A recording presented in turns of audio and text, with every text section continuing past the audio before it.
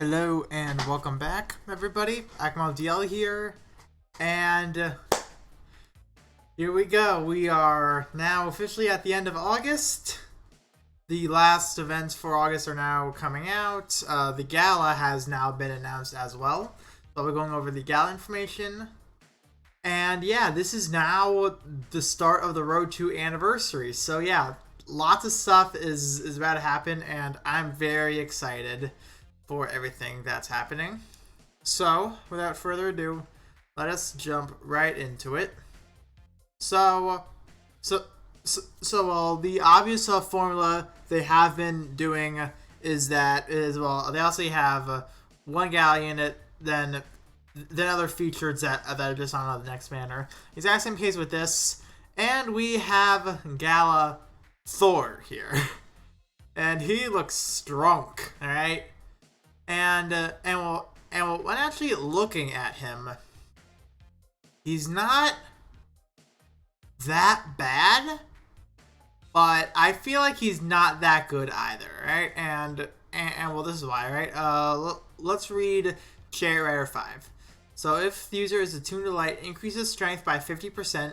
Cool. Increases the user's energy level by 1 stage for every 5 seconds that pass. Provides a further increase to the user's strength based on the user's energy level, up to a maximum of 45% when energized. This is actually nice, because when energized, so technically only 25 seconds later, they then have a strength boost of 95%. This is the highest strength boost in the entire game. But however, that's kind of all he does. So obviously he will pair great with adventurers that give themselves energy levels, or maybe even, say for example, a light axe unit. You can give them a energy double buff print, something like that. For example, that way they can get energy levels on their own, and therefore they don't need the 25 seconds to get the 95%. That way they can have a much bigger attack uptime. So now moving on to the skill, we have Thor's Hammer. Light damage to target and nearby enemies, inflicts paralysis. Continually tapping the screen while charging an attack will increase damage. The damage will reach its maximum potential at stage 3. The attack will be unleashed after a set time or upon reaching stage 3. So pretty much just like a Ramona, just spam tap. Just spam tap. There we go. So honestly, pretty nice. Pretty nice. I'm curious to see if we can maximize this right here, and also with Tartarus being out, let's see if he becomes the best dragon. Let's hope it's not a Cat Sith and Master Cayenne situation to where you really invest in him. You use 4 sunlight stones. You work him up. Just realize, oh wait, he's not optimal at all. Let's hope it doesn't turn into one of those situations, but I think he'll be fine. Oh yeah, that's right, and there's also Lightbringer. When attuned to light, when the user's shapeshift is undone, energizes.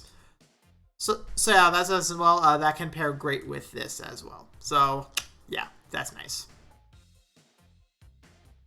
So, and also, one more thing about a Gala Thor, but by continuing to tap on the screen during the third attack of his standard combo, you can continue to attack with a third attack of his standard combo, but up to a certain number of times. So I think it's like a...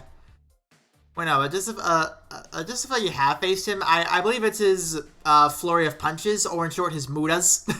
I believe it's that, of what that's referring to.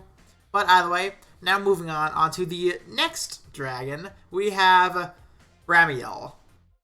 And Ramiel, he does a lot of things, but sadly, I don't think he's like meta like a shinobi. I feel like he definitely is a step above Martian. I don't think he's above Fatalist though, because he does do a lot. All right. So first of all, increases strength by 60% and fills 50% of the Dragon Age at the start of quest.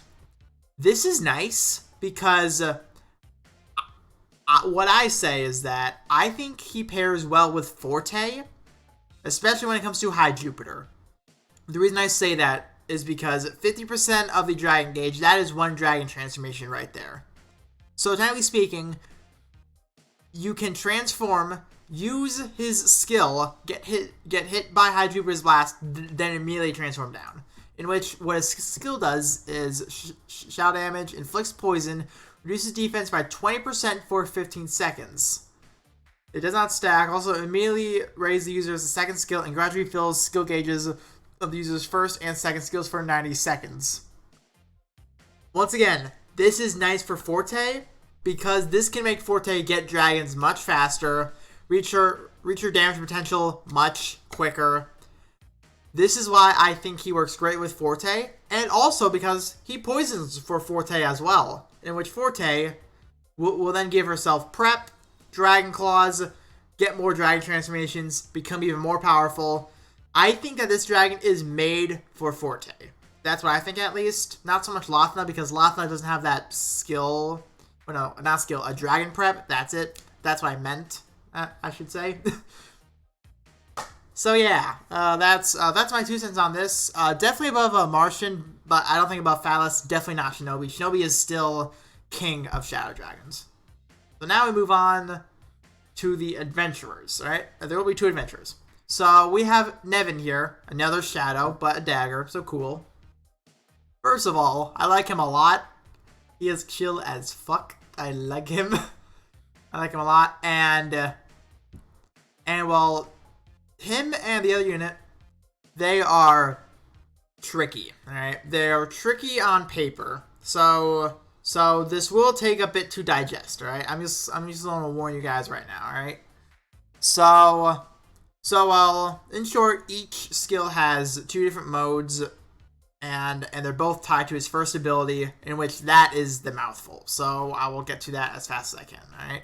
So first of all, creates a buff zone in the last 10 seconds and increases this strength of Shadow Toon Adventurers inside by 25%.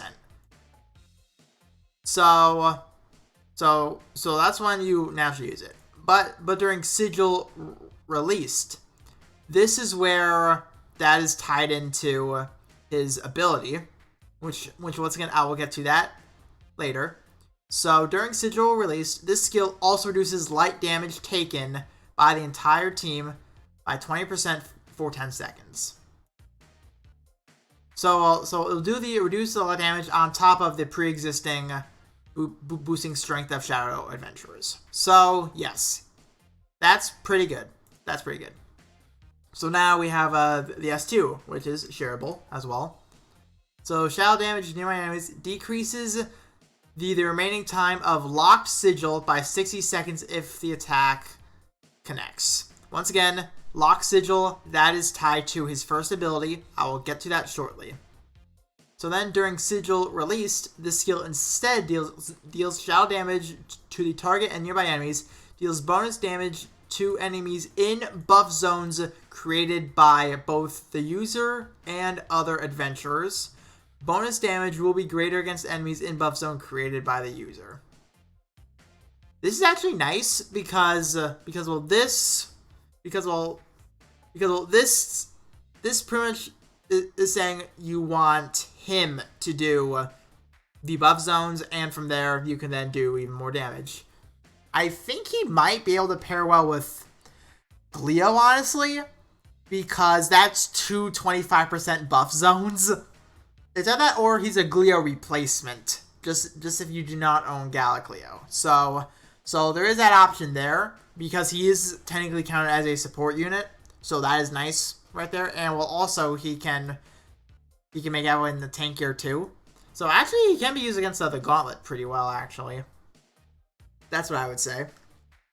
And now collab is obviously crit rate. Then the chain is a flurry res, which is also pretty nice.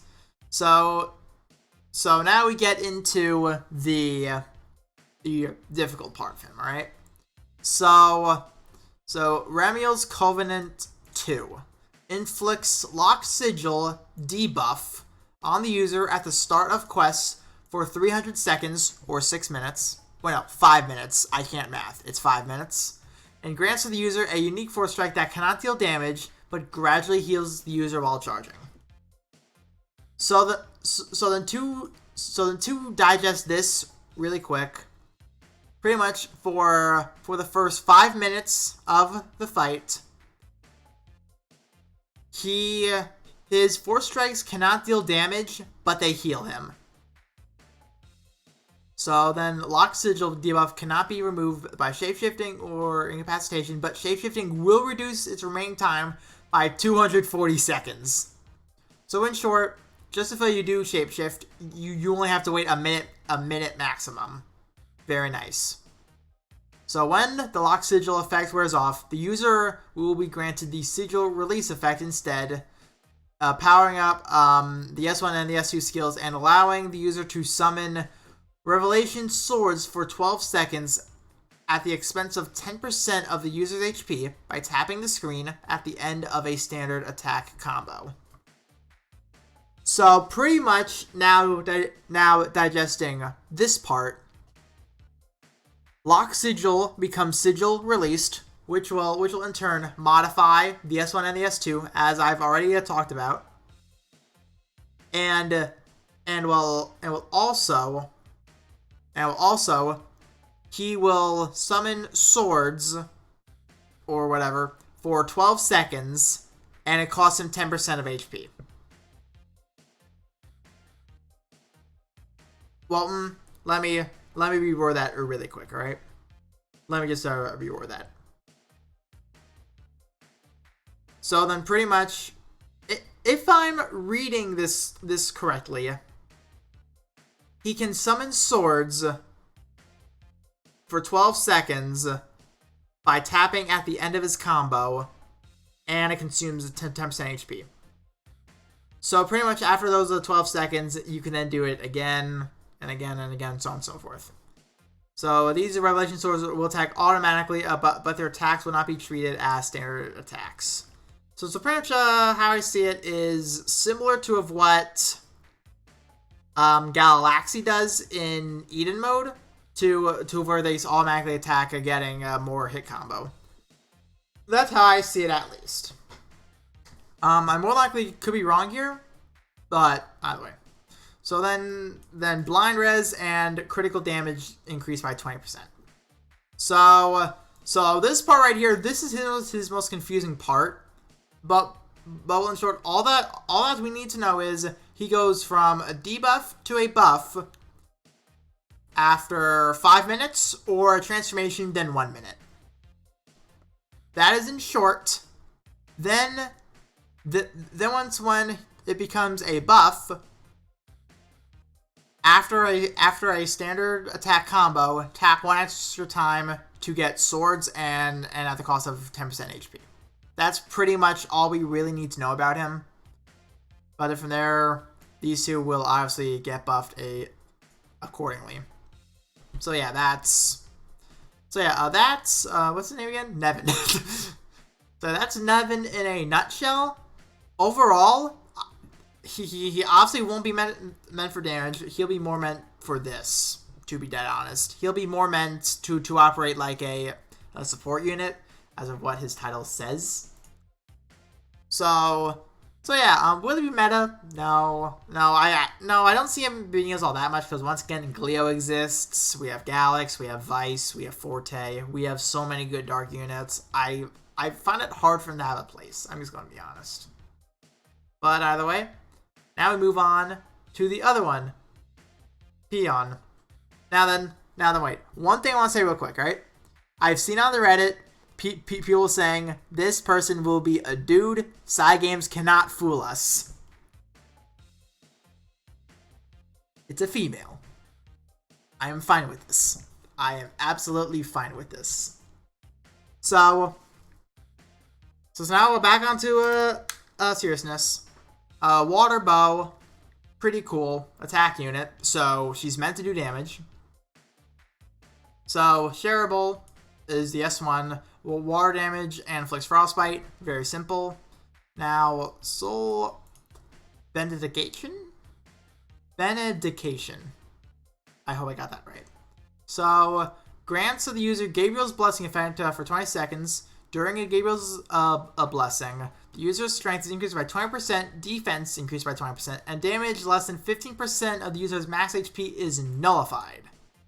That's cool. So her 2 skills, very simple. Damage, self support. Skill haste, above 80% is a flame res. That's also nice. So now she has Gabriel's Covenant. Wait, what's his called? His was called Rainy's Covenant. Okay, so then Gabriel's Covenant too. This one does work differently than Nevin's, but similar effects, right? So inflicts lock sigil, same for 300 seconds, so 5 minutes. And this works different. Grants the user a unique Force Strike with 2 increasingly powerful charge levels. Movement is possible while charging, but the user will move more slowly. Once their Force Strike is fully charged, it will deal extra damage to frostbitten foes and reduce Lock Sigil's remaining time by 13 seconds if it connects. So then, Lock Sigil debuff cannot be removed by shapeshifting or incapacitation. So pretty much, you cannot get to Sigil released as fast as Nevin. You are meant to Force Strike and just take him down, more or less. So technically, she's a hidden Force. So technically, she is a hidden Force Striker actually. So that's interesting right there. And once again, she does Frostbite all on her own. So that is nice. But 13 seconds, that's low, but at the same time, it's also kind of understandable because she wants to get off more Force Strikes anyway. But yet, however, when Lock Sigil becomes Sigil released, it allows the user to perform special attacks that restore 5% of the damage inflicted as HP, and have a 40% chance to increase the user's energy level by 1 stage. Yeah, sorry, I burped. Let me read that. A 40% chance to increase the user's energy level by 1 stage. This special attack is activated by tapping the screen at the end of a standard attack combo. So very similar thing to Nevin, except instead of draining his HP, she gains HP back and also increases her energy level. But this is all taking place of her Force Strikes. So that is something to consider when building her. So now that I think about it, maybe not building her Force Strike based would be a better idea. And this recovery capped at 7% of their maximum HP. By tapping the screen again during one of these attacks, the user can immediately perform another. Wait, so does this mean she can, in short, spam HP regen and spam energy levels? Is that what I'm seeing here? Once when it becomes Sigil released? Because if so, that sounds fun. That sounds interesting. So similar to Galaxy then, of where you need to time your attacks. That sounds fun, actually. Dang.